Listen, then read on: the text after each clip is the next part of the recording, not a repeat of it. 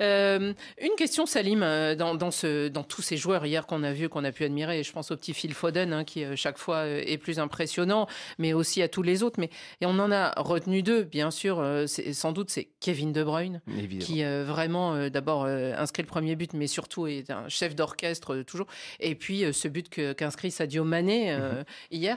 Pourquoi ces deux joueurs ne se retrouvent pas sur une liste de possibles, de nominés, comme c'est le mot à la mode, de Ballon d'Or, récompensés du Ballon d'Or, et surtout le championnat d'Angleterre, on a regardé depuis 2008 avec la récompense de Cristiano Ronaldo, qui était alors à Manchester United. Le championnat d'Angleterre passe à travers. Après, joueur du championnat d'Angleterre. Par rapport au Ballon d'Or, il y avait deux joueurs en l'occurrence qui l'ont eu. Les deux étaient en Espagne et les deux étaient les deux plus gros mondes, Cristiano et Messi. Donc là, pour le coup, c'est normal. J'ai presque envie de dire, d'ailleurs, le dernier, Messi est au PSG et Modric, Messi l'a obtenu. Il n'était pas en Angleterre. Au final. Mais Modric, c'est le contre-exemple, vous avez raison. Et lui, pour le coup, mais après, il a fait une année monstrueuse aussi avec le Real, pour le coup. Et puis avec l'équipe de Croatie, on arrive en finale de la Coupe du Monde.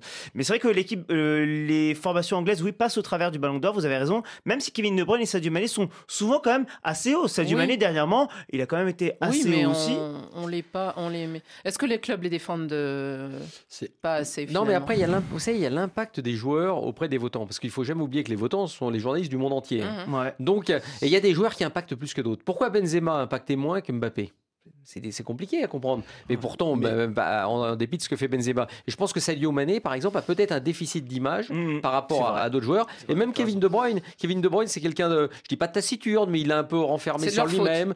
Non, mais de toute façon, il y a toujours une part de réalité, c'est-à-dire une part évidemment de ce qu'ils sont eux-mêmes et qui ne renvoient pas chez les autres l'envie bien sûr, de leur rayonnement. Ça, c'est sûr. Je peux rejoindre. La parole est aux joueurs. Voilà.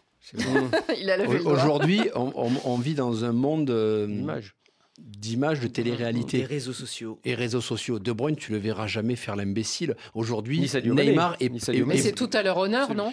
On est entièrement d'accord, mais un Neymar va être plus marquant en jouant la nuit aux jeux vidéo. Tiens, aujourd'hui, il joue avec Djokovic à Monte Carlo. Alors que... et les gens vont s'arrêter à ce genre d'image, alors que De Bruyne, pour moi, mais il faut qu'il se fasse une crête, il faut qu'il se rase un peu, il faut qu'il fasse un truc un peu ouf. Et s'il fait ça, peut-être on va commencer à parler de lui. Attention quand même à la Coupe du Monde cette année. Le Sénégal a gagné la CAN. Le Sénégal est qualifié. Si jamais il venait, je dis pas, rêvons, gagner la Coupe du Monde, je peux vous dire que là, Mané, il aurait quand même quelques voix pour être Ballon d'Or. Même si on le rappelle que cette année, le Ballon d'Or sera avant la Coupe du Monde. Exactement. Et il comptera pas. C'est la Ligue des Champions qui va compter en fait pour ce Ballon d'Or. Beaucoup plus cette année. Et donc Benzema est bien parti.